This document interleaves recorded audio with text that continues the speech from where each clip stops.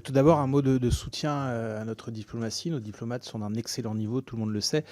Je sais pas, on ne s'est pas senti particulièrement visé. Je ne sais pas à qui vous pensiez quand vous faisiez allusion aux accusations de mollesse, mais en tout cas, nous, toutes les critiques que nous aurons à faire, nous les ferons toujours aux décideurs politiques en rappelant la grande qualité de nos diplomates. Et c'est d'ailleurs pour ça qu'on s'était opposé à la suppression des corps diplomatiques.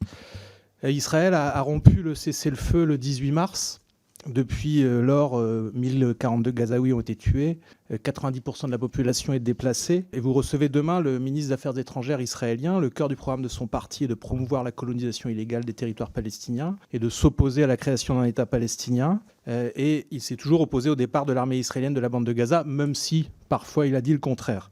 Israël a annoncé ce jour après avoir bombardé un bâtiment de l'ONU, vouloir s'emparer de larges zones de la bande de Gaza. Ça émeut y compris les familles d'otages qui ont posé la question, expliqué comment cette opération sert l'objectif du retour des otages. Donc ma question sera simple, c'est combien de temps la diplomatie française va se résumer à échanger au prétexte de maintenir des canaux, ce qui est sûrement nécessaire, avec des criminels de guerre qui nous mentent et qui vous mentent.